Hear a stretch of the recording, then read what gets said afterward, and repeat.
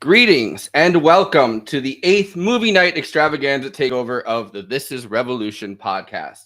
My name is Forrest Miller, host of Movie Night Extravaganza. Tonight we will be talking about Gillo Pontecorvo's war film, The Battle of Algiers, about the 1954 to 1957 war between the Algerian National Liberation Front and French military. Saadi Yacef, one of the last leaders of the NLF, National Liberation Front, sought out Italian filmmakers to tell the story of the NLF, decided on Gillo Pontecorvo and Franco Solinas to tell his story. The Algerians put up almost half the money to make the film, and it was made with a non-professional cast in Algiers and tells the story of the general strike and armed struggle that wound up in defeat but inspired the final victory against the French military by then it was the OAS actually, but the French military in 1962.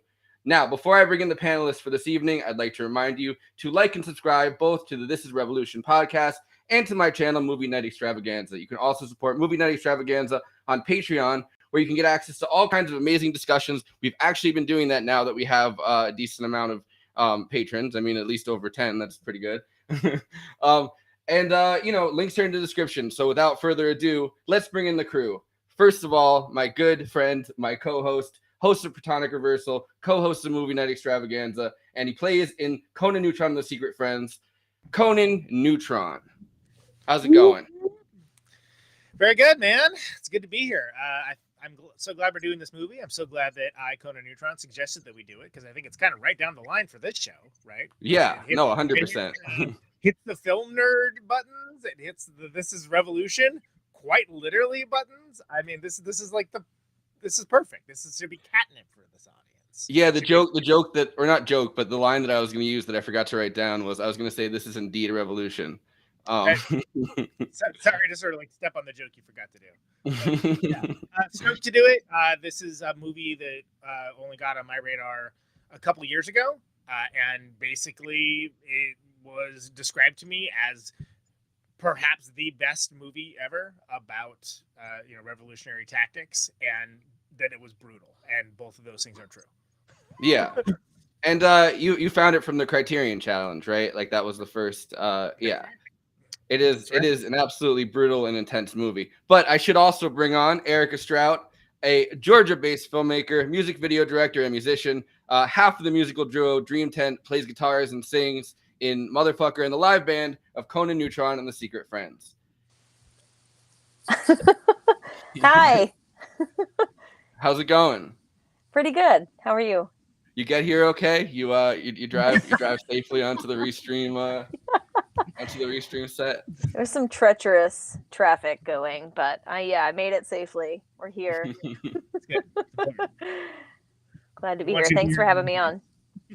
All right, so I should right now play the trailer because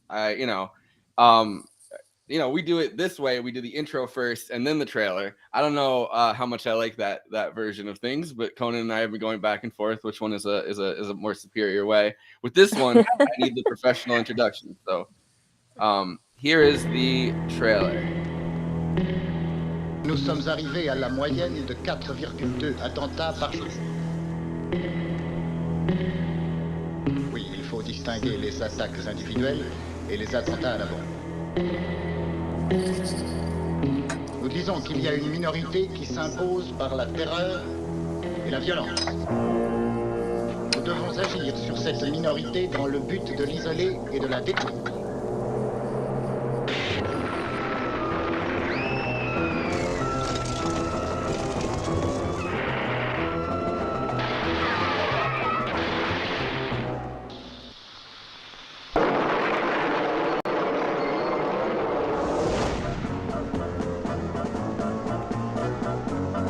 يصعب للشعب باش يبدا ثورة ويصعب له بزاف باش يوصلها ويصعب له أكثر وأكثر باش ينتصر.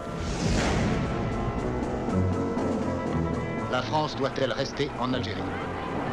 Si vous répondez encore oui, vous devez en accepter toutes les conséquences nécessaires.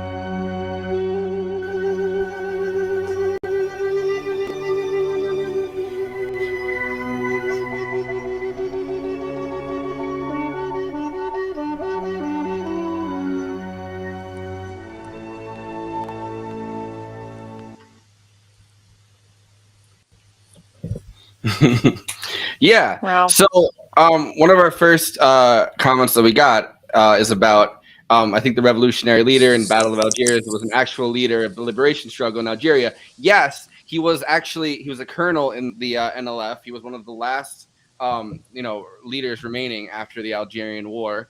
Saadi Yacef was his name, and he wrote a book about his experiences and actually sought out filmmakers, which is something that I wanted to talk about in the after party, but we can start talking about it here. Actually, no, I think it is something that I want to talk about here. I can't remember how I divvied up these clips, but he sought out two Italian directors because Italy kind of was the least colonial, I guess, of the European powers. So he sought out these two Italian filmmakers. He had like three of them in contention that were vying for his book story, I guess, and he ended up going with Gillo Pontecorvo, who I think is a leftist. He's a Marxist of some type, like openly. And his film had won or been nominated for an Oscar right before that, Capo, and he was just getting out of this Oscar contention, and like really like he was trying to say that people were offering him like a film a week. I mean, who knows if that's true or if that's kind of him just being braggadocious. But yeah. Film a week, it's it must be slow. Yeah. But yeah, he really wanted to do an Algerian film. The original draft that they wrote before meeting Syed, the original draft was about a French paratrooper, and it was all told from like the perspective of a French paratrooper that gets converted, I guess, to the Algerian struggle. And he and Solinas had gone around Algeria, really explored it, and then realized like, no, nobody wants to see a European, like a Eurocentric story about the Algerian Revolution. So they went back to Italy and they were like, this isn't going to work. And then this guy kind of tracked them down and was like, I have this book, and here I wrote this manuscript for you. Turns out it was kind of a trash manuscript. He kind of just wrote down a bunch of like NLF talking points and just handed it to them in a pamphlet form or whatever, and was like, make this book. And they were like, that's not how you write a script. That would have ruined this movie though if they did the whole here's the Westerner's perspective of like what's happened. Like that would have ruined this movie. One of the things that make this movie very interesting and special is that it's not only told from the perspective of the people, but you have so many actual people, like non-actors and actresses that are just in the movie that like the director he liked the looks of them, and then like in some cases they had to do ADR and dialogue replacement because that's the downside of not having actual actors and actresses, right? But like, it gives it a unique feel that's pretty special, frankly. And like And to have like, kind of. like Yeah, well, I noticed it's kind of done in the almost spaghetti western style, right? Where they have people, kind of speaking in their like home language, I guess, or they're speaking kind of a mixture of like Algerian and French, I guess, and kind of having this full conversation. There's actually multiple languages, I think, in Algeria, and a big part of the dynamic is that not everybody speaks the same language. So like the ethnic divisions within Algeria are actually more language based. I was listening to a podcast about it than they are actually like ethnic based, right? Like people actually come from, the same background, but like because of the language differences, they've kind of decided on, well, the French really decided on a difference between ethnicity, and because people look so different. I mean, it's a Mediterranean country, right? Like it's in North Africa. It's not in the Southern Africa, like the part of Africa where they kind of, there's a big the imperial wise, they kind of created this racial division where it's like North Africa is kind of more European descended, and South Africa is a lot. They're like, no, this is like the Black Africans and the European Africans. So like Africa itself was divided into these different divisions. I mean, I don't know. It's fascinating to go back that far, and they kind of only reference it briefly in this movie, right? Like they're like, oh, well, we got along fine for 130 years, which isn't true. I mean, there were different generational struggles, but in the sense of this kind of struggle, right, where that could only really happen in the decolonial period, like can only really happen post World War II.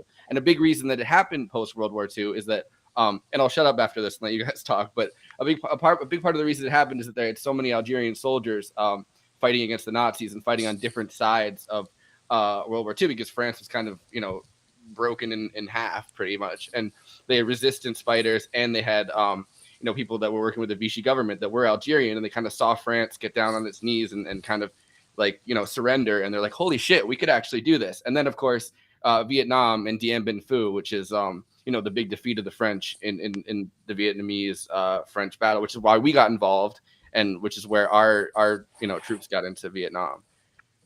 So I'll shut up and let it, and let you guys. You basically just gave like a history lesson in like Reader's Digest form. But yeah, I mean, just the only thing I'll cap on that, because I want to hear from Erica, is that like, yeah, north coast of Africa, what is now known as Algeria. If folks that are not up in their geography, like think about like the next thing over, it's like Carthage and all that, right? Like, so it's like you have it where it's like not when people think of the Mideast, like Egypt and whatnot. This is like a few countries over from that, but on the north side, if you look at the regionalistic perspective, it's contentious in a lot of ways because France was a colonial power. Granted they get knocked on for all kinds of like weird stuff from World War II and stuff like that. But like, yeah, they were absolutely a colonial power and a terrible one, an oppressive one, and still are. I mean, to be fair, still continue to be, yeah. But like, by comparison, like they don't get that that microscopic focus in that same way. Anyway, but that's yeah. I wanted to get it there. Erica hit it. Conan, you sound super quiet to me. Forrest, does he sound super quiet to you? Yeah. Here, let me see if I can boost his audio. I almost never have that problem. I'm gonna boost your audio a little bit, but if you have a way to do it on your side, I can. All right. Sorry about that. I just want to hear what you have to say. Honestly,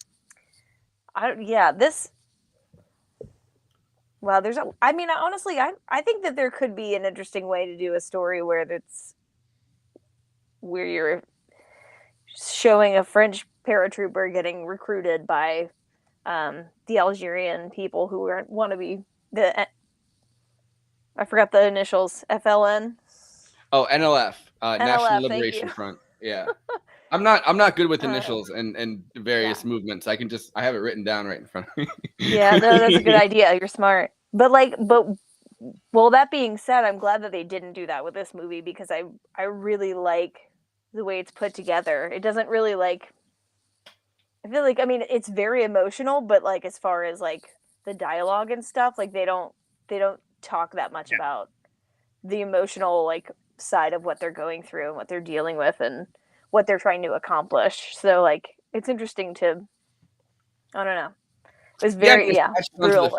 More than anything, right? Like the utter torture that people are going through, right? Like they make sure that you kind of see it in high definition on the faces. And Yeah. one of the most beautiful shots I think in the movie is obviously Ali Lapont, the main kind of resistance fighter that comes into his own throughout the movie. There's that shot where he's looking over the wall in jail, and he's seeing somebody get put under the guillotine, and you see his eyes, and it's that like dramatic shot of his eyes looking at somebody getting executed.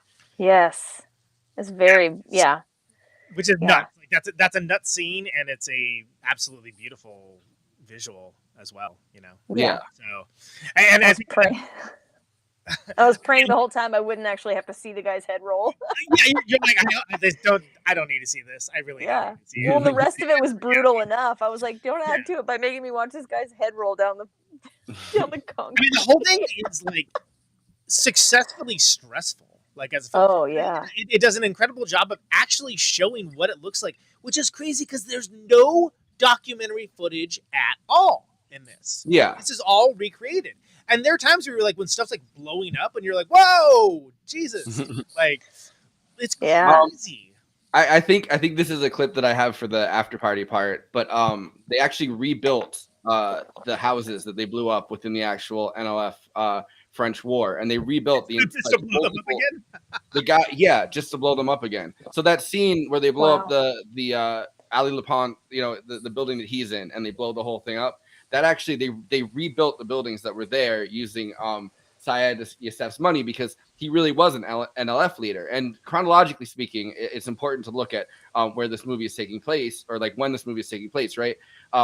They officially triumph over the French in 1962. This movie is being filmed in 1965, 1966. It gets released.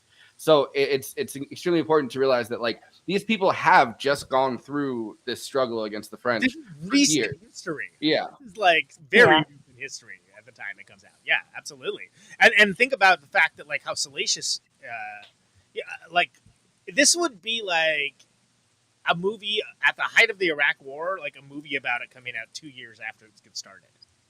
Like using all of the Iraqis that have just kind of the people that just have been bombed and it's like great. Whoever's left, they go into Baghdad and they're like, listen, we want to re-blow up the houses that you have seen get blown up in your neighborhood.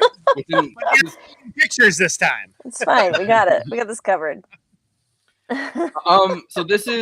So I want to pull up this. I watched this documentary last night, and never a good first time when someone says, "Hey, I watched this documentary. Check out this video from." But no, I don't think it's a documentary though. No, so I watched this documentary last night, Marxist Poetry: The Making of the Battle of Algiers. It's from 2004. They went through the filming and they went through the entire process of making this movie, and I pulled a bunch of clips from it because I found them really fascinating. I just kept on finding things that I found fascinating that I wanted to talk about, and my brain is not working that well today, so I was like, I'm gonna make sure that I get these clipped. So this is the story. This is the actual story of how the movie came to be, and I wanted to play that for you guys. And they're all speaking in French and Italian, so it is subtitled. So I probably at the end of it will summarize it for whoever listening to this by audio. But je faisais partie de ce front de libération nationale. Moi, j'étais le chef principal avec le grade de colonel. Ce qui fait que moi, je me suis trouvé en prison, jugé, condamné à mort 3 fois. J'ai été transféré en France par la suite, et c'est comme ça que j'ai écrit mes mémoires, etc. Lorsqu'on est en prison, ça constitue un lieu de méditation et de réflexion. Laisser un message à travers ce petit livre, je ne savais pas ce qui devait m'arriver. La guerre pouvait durer 20 ans ou 30 ans, et donc il fallait laisser ce message à la génération à venir en disant voilà une étape, une partie de ce qu'on a vécu pour libérer le pays. C'était dans ce but-là, déjà. Et une fois la guerre terminée, en 62, j'ai lu un article disant que les Italiens et d'autres encore voulaient faire un film sur la guerre d'Algérie, notamment sur la ville, parce que c'est le cœur, le poumon de l'Algérie. Et c'est comme ça que j'ai dit, tiens, j'ai écrit déjà un truc et il faudrait que je le mette dans un langage cinématographique. E je vais en Italie, pays méditerranéen. Gli algerini che volevano fare un film sulla loro rivoluzione, sapendo questo, sono venuti nella persona di un grande mio amico che è Saadi Yacef, che è diventato un grande mio amico, Saadi Yacef, portandomi un soggettino. J'ai montré mon scénario. Il m'a dit jette-le à la poubelle parce que c'est pas comme ça qu'on fait des films. Il soggettino era, come tutti i soggetti scritti dai non professionisti, soltanto un pamphlet laudativo della loro rivolta, e ho detto guarda, se si tratta di questo non lo facciamo neanche per ridere. Lo stesso ha detto Solinas, anzi con parole più dure. Però se vi interessa, siccome noi siamo da tanto volti verso questa materia, proviamo a scrivervi una cosa proprio per voi, cioè non facendo più il colonialismo in generale, ma sull'Algeria. Saadi ha portato la sua persona e la sua esperienza e la verità della sua esistenza dentro il film. J'ai invité tout ce monde-là, surtout Pontecorvo et Solinas, pour venir en Algérie. Ils sont restés près de 2 ans, enfin plusieurs mois. Pourquoi? Pour rentrer dans la peau du combattant en interviewant tout le monde, voir comment que les gens mangent, comment qu'ils réagissent, enfin tout un système de façon à comprendre ce que c'est que la révolution algérienne. Et ainsi, je lui ai montré tous les endroits et en prenant le livre, j'ai dit voilà, la grève de 8 jours, ceci, ça c'est des événements qui ont aidé l'Algérie à faire un pas. Je faisais partie. Now, Forrest, you can do a translation of everything that was just said for the audio feed. Yeah, right? no, it's way too much. But I mean, the basic story is that Saadi Yacef, I guess is the way that they pronounce it in that. He is in prison in France at the end of this war, sentenced to death. And they let him out because the war is over, and he's written this memoir. He travels to Italy. He has them. He meets with these directors. By the way, did the subtitles get blurry for you guys? I noticed that people said that in the chat, but they seemed all right to me. But they didn't look blurry to me, but I haven't been drinking that much, so no, they were fine. So he travels to Italy, and these two filmmakers are already looking to Gillo, Pontecorvo, and Franco Solinas, which is doesn't sound very Italian as a name, but I guess it is. It sounds more Spanish, but so they're making this movie for him. It was right after Gillo got done with Capo, which is a movie about World War II and a lot of the stuff that happened within that, and the camps. I'm pretty sure, and because I saw images of it, I haven't seen the movie, but this famous director, he travels to Algeria. They spend a couple years there meeting everybody, and they decide to write this manuscript just for them because the actual book is obviously a book. It's not written in the form of a screenplay. So that's basically what you missed in the subtitles if you're listening to this by audio.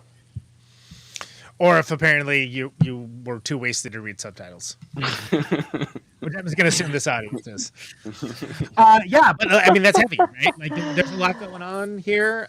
There's a lot of factors at play. I mean, I'm just going to go back to the subject of the movie. I mean, this is probably it's got to be the best movie about guerrilla warfare, right? I mean, like one of them, for sure. And which is why in the trailer that we watched, they said they watched it in 2003 in the Pentagon, which I don't know why you'd brag about that, but they watched it before invading Iraq because they assumed that fighting in Baghdad would be a lot like on the French side in the case of the U.S. obviously, but like they felt like fighting in Iraq would be a lot like fighting in Algeria. It would be people kind of very invested in Islam because throughout this movie Islam is kind of a recurring theme, right? Like that's kind of where they get their strength from. That is a big part of their cultural heritage. I mean, it is a big scene when the women, the women with the NLF have to cut their hair and kind of wear Western clothes and walk through the put makeup on. Yeah. That was powerful. Throughout they're also kind of able to get away with getting past the French sometimes because they put on the women's like the burqa and the full headdress, and you can't see their face, and that doesn't really work when they're running through the Kasbah and they look at their feet and realize no, those are guys' feet, and start shooting at them. But like that is kind of something that they try to get out of their hiding spot. Yeah, because the paratroopers have an understanding that they don't touch the women. Yeah. Well, yeah, You're not allowed and to touch women in that culture. Right. Exactly. French known for never touching women. There's so many places I can go with that, and I'd like to just acknowledge that, and I also acknowledge my restraint. Additionally, the talking about the whole thing with the spin up to the Iraq War, like I mean, they have like like folks like Richard Clarke and stuff that have like talked about this in terms of like being like mandatory viewing, but they look at it in terms of like, hey, here are the kind of things that you might see like as we occupy this other country. This is and like he talks about the winning message or whatever, but it's like hearts and minds, right? So this is like a hearts and minds movie, or the vain attempt to try to do so in 1966, like when they're going around trying to give out bread. It was like, dude, you're killing us. You are literally killing us. I don't care about your bread right now. Your bread can F off. Yeah. Like it's crazy that, the more things change, the more they stay the same, I guess. I mean, but it's fascinating to see depicted so artfully, because this is a beautiful movie. This is a really interesting movie, but I mean, it's tough. It's tough. And it's a movie that, for folks that are like watching or listening to the show, this is extremely your shit. Yeah, I do think it's interesting that they had to put in, and we saw it in the trailer when we watched it, the disclaimer. It's almost, it wasn't, I guess, exactly phrased like a disclaimer, but it was a bit of a disclaimer where it was like, none of this is actual news footage. Like, this is not newsreel footage that we're using for this. Because it looks like people were. Yeah, I think maybe they were afraid. I don't know if they were afraid people would get confused or if people were actually confused about that, but yeah. Well, I was watching other filmmakers talk about this, and they actually kind of the opposite. They kind of needed that reassurance at the beginning of it. Sometimes that like this isn't real, right? Because it feels so real, and you see bombs go off, and you see people dead in the street, and your brain kind of goes to, you're watching an actual war unfold in front of you, and it's almost like you kind of need the reassurance, like, no, listen, we're not actually bombing people. This is a movie, like, it is filmed within the actual Kasbah. We are kind of recreating the events, but this is not the actual events. You're not actually watching the bombs go off. We have not followed people into a restaurant with a bomb, watch the bomb go off. In some cases, even kind of an early form of suicide bombs. I mean, not for all of the women that walk in with bombs, but I think the woman that sits down in the airport kind of has to, because she can't really just leave a bag unattended in the airport, as far as I can. I was trying to rewatch to see if she left with it, because two of the women did leave with the bombs, but I think that woman stays seated and lets herself get exploded with everything else, right? Oh, she did? I think you might be right. I'd have to look at it to see. The one that kind of affected me the most is like, there's the club where everyone's like, having a dance. They're like doing the mambo or whatever it is. And then like you see the bomb get left, and you see that kind of moment of like, oh, well, I don't know, like, should I be doing this? And then, there's kerfuffle, and then like people are like, oh wow, it's crazy. Well, the first bomb goes off, right? The first bomb goes off, and they're like, oh wow, that's crazy. Oh well, let's go back to dancing. And then it's like, then you get the explosion where like, oh my god, there are bodies everywhere, and that shows the real toll of those kinds of tactics, those kind of revolutionary tactics, which are not clean. Those are not clean tactics. Those are messy, brutal. The point is to affect as many people as possible, because the idea is if you are not part of the revolution, you're part of the problem, right? And that soft complicity is still complicity. But to see that like laid bare like that, like I think that's something that you could. Some people have argued that this is basically a propaganda film, right? It's not a propaganda film, because it does show that like this is nasty. This is what revolution actually looks like, and like it's not fun. Yeah. I mean, I kept thinking when they were planting those bombs, when the women were planting their bombs, like they're like looking in the faces of all the people that they're about to maim or murder, like with this bomb. Like they're looking at them directly, and they're about to walk away and just let them get blown up. But that's part of it. That's like what they feel like these people are part of the oppression that they're feeling. Like these people are buying into the system and supporting it and living within the privileged part of it. So yeah, and we should say that the city Algiers is kind of cordoned off, right? And you get to see it even more throughout the film, because at first, there aren't people standing at the entrance to every single Casbah checking papers, which I think is an important moment because France has just gone through World War II, and a lot of people, as the general, or as the colonel says in this movie, a lot of people were resistance fighters were put in concentration camps, and now they're the ones kind of occupying these ghettos pretty much. I mean, and standing in front of them checking papers the same way that a Nazi would, right? Like they are cast pretty much in this movie as the Nazi occupying force within this colonial government. And the parts of the city that are nice, the parts of the city that are French, the parts of the city that are lived in by Europeans, that are traversed by Europeans, right? Yeah. The French quarters of Algiers it feels like you're in France. Like it looks like you're in France. People are just having fun. They're dancing. People have a lot of money to spend. People are just getting a milkshake or something, and then a bomb will rock one part of the city, and they're not that overly concerned about it. Or they'll be dancing and a bomb will rock the city. They're not overly concerned about it. They're in this nicer part, completely kind of cordoned off from the rage, completely kind of cordoned off from the actual effects of this colonial system. In the faces of these these Algerian people, they're completely separate from it. And it's not the way that we think about it, in kind of almost apartheid kind of system where like it's completely racially based, because they are allowed, like the women that are Algerian women are allowed, they just have their faces uncovered, wearing Western clothes, wearing makeup. They are allowed to walk into these restaurants and kind of mingle with people, and people don't give them another look. So there are Algerians completely immersed within this colonial system, and you realize that too, I think, in those scenes. Yeah. Well, yeah, and they also, like, what's the first thing they do is they lock down Vice, right? And so it's sort of like, it's not like a cut and dry thing necessarily, and you get to see like the local drunkard basically get hassled by children. Killed by children, I think, right? Like beat to death by children. Yeah, I mean, is that part implied? That must be implied. Yeah, it's strongly implied it doesn't go well for the man. And I think, but then by the same token, Forrest, I think you're the one that mentioned like that the Jean Martin character, he talks about, oh well, we fought the Nazis and this and that, like, and they're very big on doing that. It's like, well, can't you see and of course you can. You're being oppressive.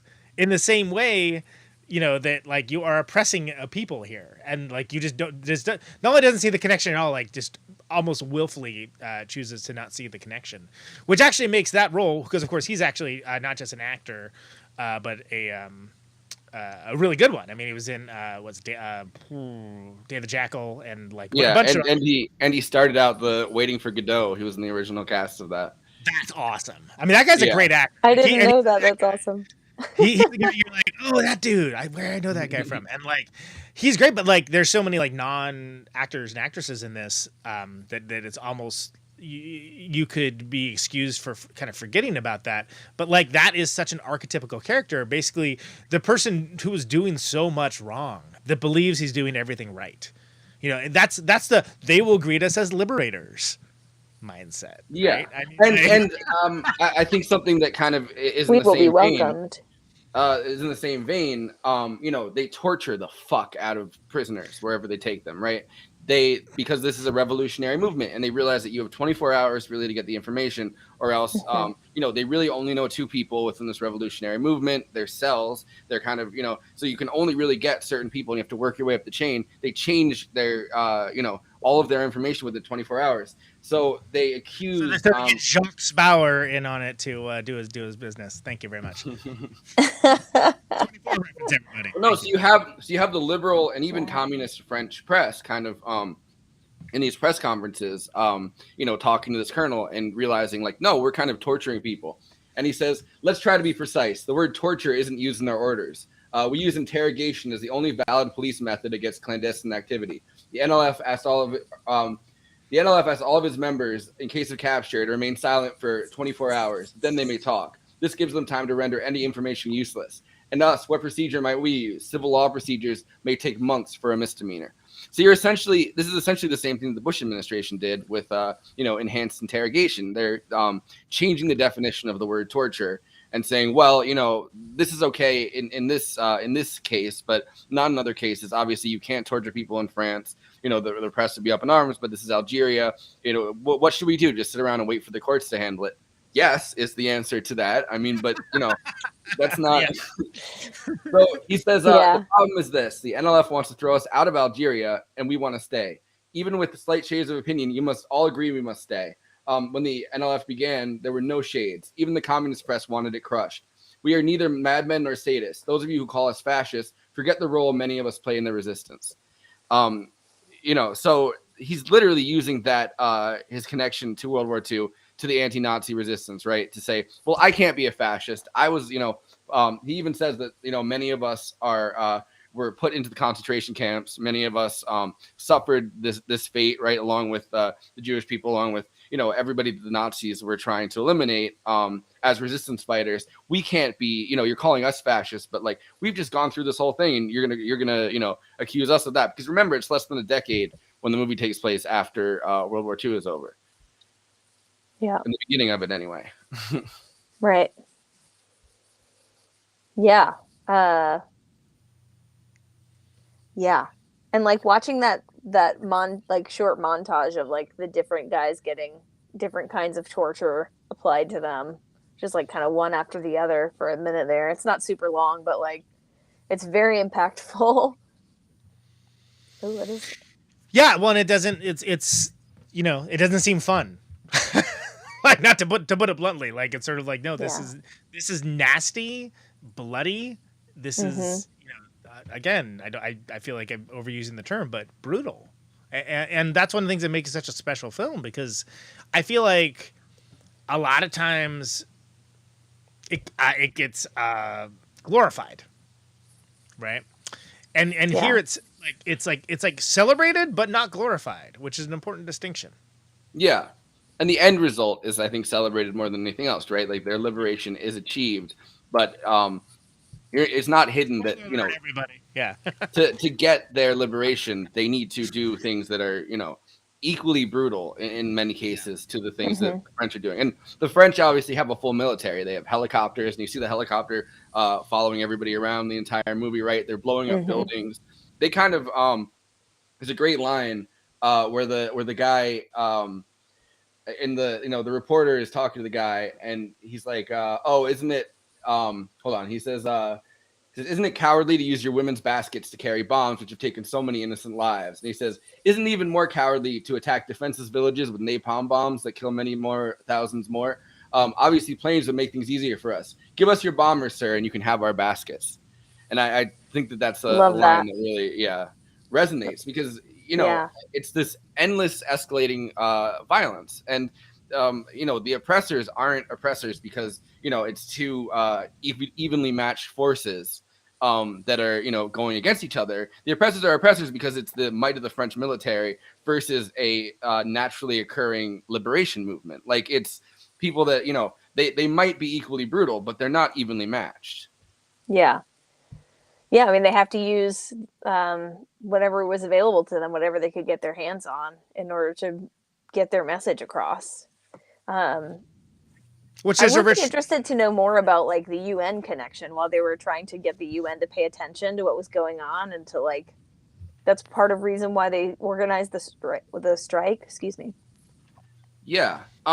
So the UN kind of completely failed them, because you needed a certain like vote to kind of have. They're like, but I mean, once again, that's another Iraq kind of connection, right? Like, the UN isn't really going to step in, and they're they've completely stopped the violence for a week, which is kind of, I mean, it's amazing. The French are continuing to raid places. The French are continuing to torture. They're continuing to maim people where they can. And there's this week of nonviolence, complete nonviolence, where they're showing, hey, the whole city needs to grind to a halt. And it's this general strike. And that's kind of the thing I think that originally the filmmakers were originally interested in, because I mean, they were Marxists. So like, this idea of a general strike, kind of the economic blockade, I guess, by the people in the country, completely stopping the country from producing anything for an entire week, because it's not just an end to violence. It's that nobody will work. Nobody is willing to, nobody wants to work anymore. Nobody wants to work anymore. But and they achieve this though, right? Like no matter what happens, they do achieve this.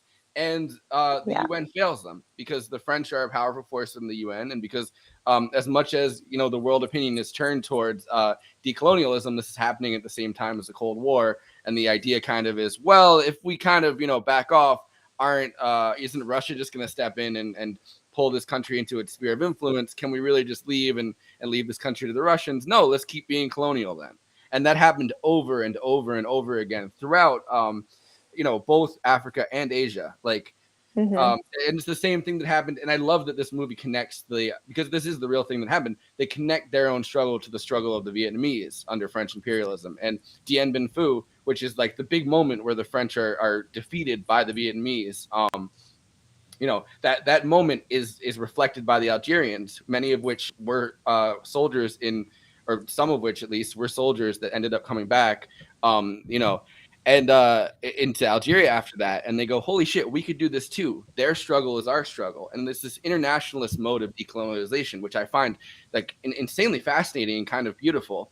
But much the same way that happened, the U.S. steps into Vietnam, and that's our moment to say, well, we can't really let Red China come in and really take hold of this country. We kind of have to stay there as a steadying force and make sure that Ho Chi Minh doesn't go the wrong direction. Although Ho Chi Minh's original thing was like writing letters to Eisenhower and Kennedy saying, hey, I want to be like the Vietnamese George Washington. That's where my struggle is connected to democracy. And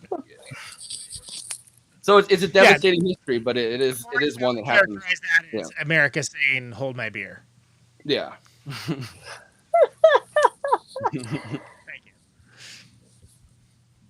No, don't stop. I just wanted to throw that joke in there. Yeah. No. So I have one more clip that I wanted to play on this stream, and then we can wrap up and jump over to the after party version of this, because we keep it down to an hour here on This Is Revolution, a tight hour.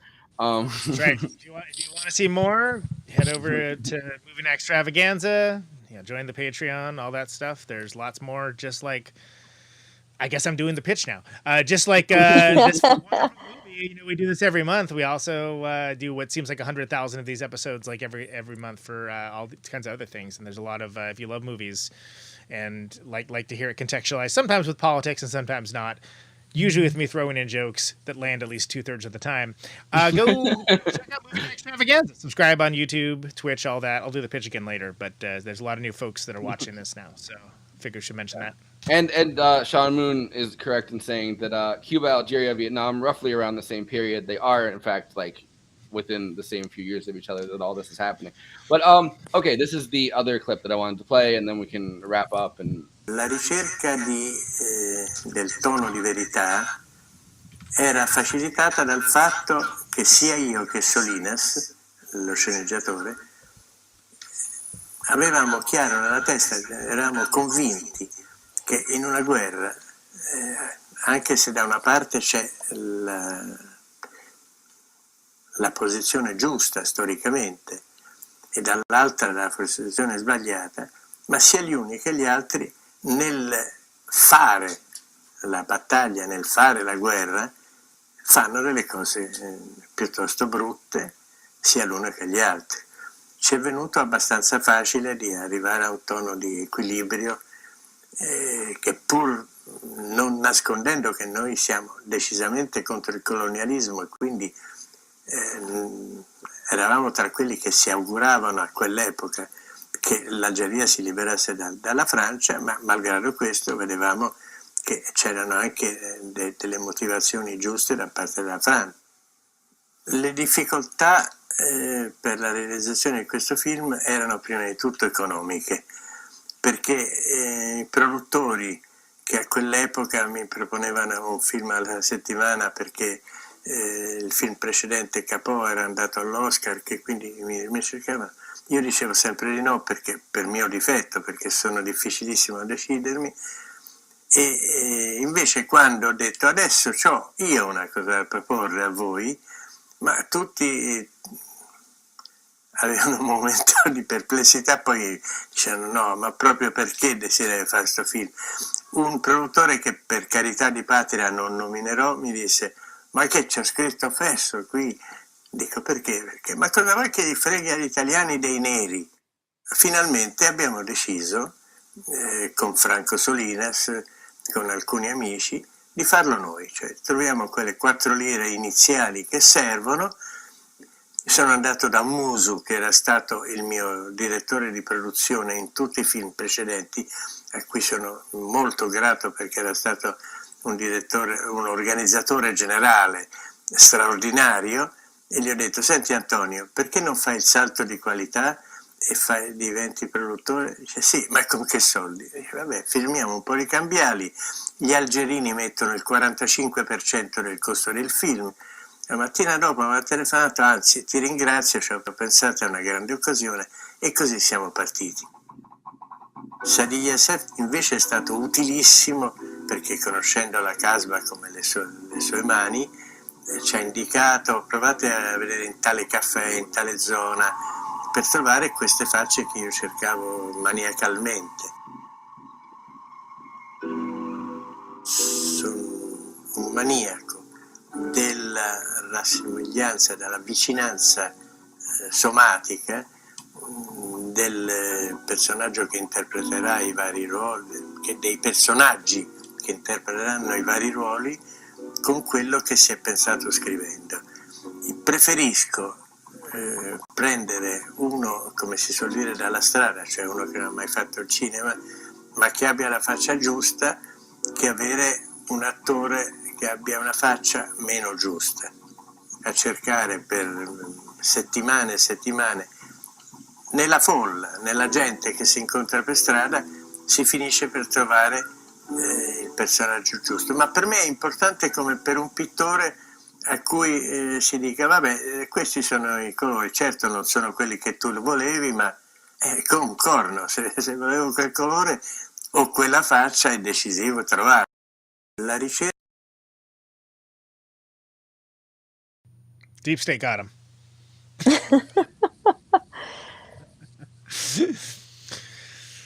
I love the that whole thing about faces though, because I feel like that's how I would be as a film director, which is what I originally wanted to do, and then I ended up somehow talking about movies instead. But but like that would be me walking around, and be like, I need to find the perfect face. I cannot make movies without the perfect face. But I mean, that's it. Mission accomplished. I mean, like there's so many like great expressive Algerian faces in here that are, you know, like you're like, wow, what other stuff is this person in? Oh, literally nothing else. Oh, okay. Yeah. Well, they're great in this, you know. Yeah. Well, I think a lot of them were. Well, I don't know, like how much any of them.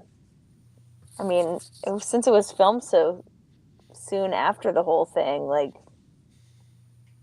I guess a lot of them knew what was going on and were experiencing it in their real lives, and like I think had that authenticity in their reactions to things and with how they were acting. Yeah. So even without the training, they were able to kind of get into their roles. It's not that much of a it's not that much of a huge push. It wasn't a big leap. Yeah. Well, it's like asking Ryan Reynolds to be you know, affably smarmy. It comes naturally. Well, I have a clip that I'll play in the after party that talks about this, but like some of the crowd scenes, right? Like they're talking about like how they felt like during these scenes, almost people lost themselves and almost transferred right back to that struggle again, and they almost felt like they would lose control because people were moving into this big wave and kind of reaffirming these roles that they played within the revolution itself. Mm-hmm. And these huge crowd scenes where they're all kind of fighting, people kind of got right back into that because it's so you know, it's so much so close to when the actual events have happened, and it was in the actual places where the events happened. So it's kind of this you know, kind of mind-bending thing. But I want to give you guys a chance for final thoughts, and then I want to get way more into depth in this in the after party and stuff, and I'll send you guys the link to that. But I guess starting with Conan because you picked the movie. Final thoughts? Anything we didn't get to? The soundtrack? Anything? I was gonna say, Morricone did the soundtrack, which the fact that this comes up like 50 minutes into the show just shows you how much there is to discuss about it. But like almost everything Morricone did, it's fantastic. And I actually heard the soundtrack way before I knew the film because I had one of those CDs that had a bunch of different Morricone scores on it, and I didn't know Battle of Algiers from Moses. I didn't know anything about it, but like I was like, oh, that's dun dun dun. Dun dun dun dun dun. I was like, oh, that's interesting. Oh, that's cool. Like, it's just he's the greatest of all time for a reason. I mean, like that guy knew how to score some movies, and it's almost everything he did is iconic for a reason. And I really appreciate the usage of it in this film because it adds it like so many other things does. It adds and doesn't really do a whole lot. Like a lot of scores, I find modern scores, especially No Names Mentioned, they try to do everything and they. It's like do less. Like look at like these. Yeah, it's very minimalist, right? It plays the same role I think that actual like diegetic music kind of does within these things where it motivates crowds that are already kind of motivated. And there's great things like there's like when the organ comes in, it's sort of like funereal, and it's only like funereal, sure. There's like. Two sections that it comes in. It kind of comes back, and like one of them comes in. It's like was after an explosion, and like it's excellent use of music. And I think the proper term is funerally. Music kicks ass. It's great. And like I said, this is a very beautiful film. It's a very brutal film. It's one of the best I've ever seen about guerrilla warfare and counterinsurgency. Up there with Z, which is one of my favorite political films, which eventually maybe I can convince everyone to cover. I think it's crazy that it looks so much like a documentary and that not a single piece of it was documentary footage. It's all redone. Jean Martin's fantastic in his role. And, everyone from like the Black Panthers to the NSA have studied this film with different agendas. And I think that's fantastic. You could totally see like CIA paying close attention as well as Al Qaeda, like Palestinians, et cetera, and I said early on, I like that the French are not let off the hook for their brutal colonialism because I think people forget. One film that brings the IDF and Palestinians together in a cinema. They're like, this is just like us. But Conan, because we have to wrap up. I think it's a fantastic film that I think if people haven't checked it out, they need to check it out because I think it's unique, and I think that it's something that's very much if you're into film and or revolution, ideally both, then you will like Battle of Algiers, and I'm stoked we got to cover it. What do you have coming up on Platonic Reversal? You want to plug anything for that? Sure. Ian Miller of Platonic Versal's next episode is Ian Miller of Kowloon Walled City, Interesting Times Gang. I've got, let's see, Dear Horse coming up. Will from Dialect is coming up relatively soon. Justin Broderick, Godflesh, and Jesu and whatnot sometime the next month. There's other things too. I don't know. PlatonicReversal.com. Go get it. There's a new Conan Neutron, The Secret Friends EP. Dangerous Nomenclature, neutronfriends.bandcamp.com, or on the other things that you can listen to music to, all the places you normally find music. All right, Erica, final thoughts on this movie, or any of this conversation that. This was definitely like, I don't know that I like based on just like you see that icon, you see the picture on the streaming platforms.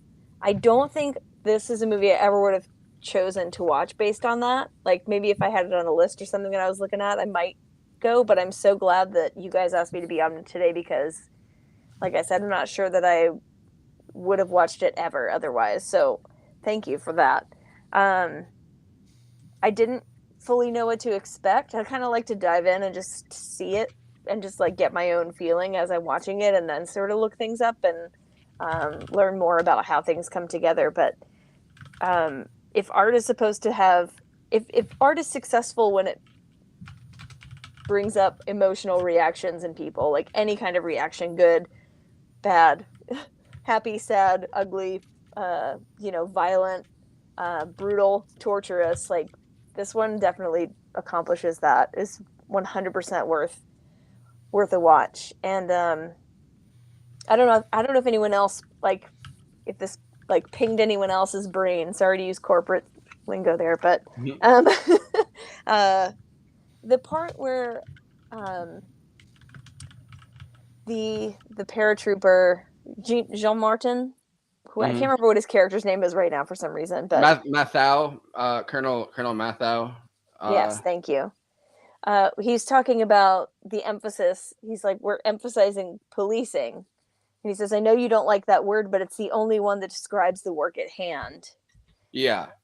And to me, that was like, I know that he wasn't specifically talking about anything related to America, but like, when I think about like the issues that we have with policing in America, I was like, oh, that's because people, like, I think a lot of people don't like to think about what the origins of policing really are. A lot of people don't think about that or know about it. So yeah. I just thought that was a really interesting point that he made, because we're going to capture people and torture them. And that is the policing work that we have to do. Policing, Yeah, policing, like, As the classic definition of the term. Yes. Yeah. Listen, I know you guys don't love this, but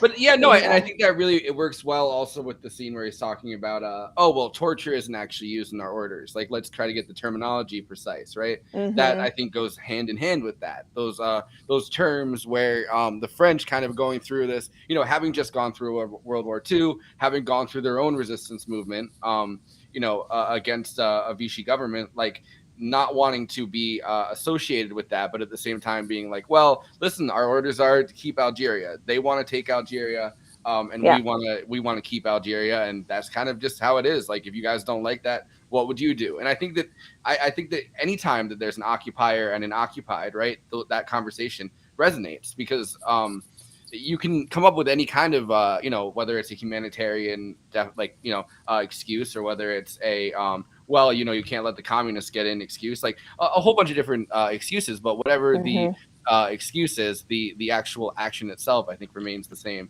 Well, the only other thing I wanted to mention. Oh, sorry. Yeah. No.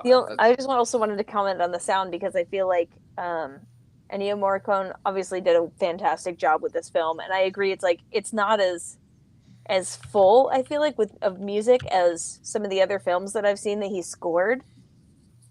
But I think, like, it's powerful. Like, the music that he did is powerful, and then also, like, as a compliment or contrast or whatever the right word is, like, the silence, those moments where it just goes completely silent, like, that is super powerful too. So, like, I appreciate the overall design of the sound for this film. Yeah, really well done. And the other thing that I think they designed really well with the sound is when you're kind of just listening to the music in the club and everyone's kind of dancing to it, and then all of a sudden there's the explosion and the music goes dead, and you realize that, like, no, you're within the club space, I think, right, within that sound design in the space, and you're like, oh fuck, like, the club that I was just spending time in, that I've kind of at least scanned the faces of people, right? Faces are really important within this film, like. Loaded and everybody's kind of dead, and that's going to happen, but still, like, in your head you're like, oh fuck, that's the part that I think gets to you more than anything else within those scenes. Do you want to plug anything coming up? I'm a little embarrassed to say it, but I'm in work mode right now, so I don't really have anything to announce. All right. In May, yes, that's a little ways off, but yeah. I will be I'm so excited about that too. That's gonna be great. Yeah. All right. Well, thank you. We are going to be launching season 3 of Movie Night Extravaganza on Friday. Crazy that it's gotten to that point already. Crazy it's gotten that out of hand already. Season 3. But we'll be doing Vice because we ended with American Psycho, and because Adam McKay had Don't Look Up and everything. We're going to be doing Vice on Friday. That's going to be fun. We're going to be talking about Dick Cheney, whole lot of dick on stream with Christina Oakes. Follow Movie Night Extravaganza on YouTube. Follow Movie Night Extravaganza on Twitch. We have a Patreon. Follow both This Is Revolution and Movie Night Extravaganza on Patreon. We will be going over to an after party. I will, it'll be on my channel, and I'll try to post the link in the chat while this is going on. But thank you so much for joining our stream tonight. Thank you, both of you, and I will see you guys, over there on the old after party. On the other thing. Thanks. Bye.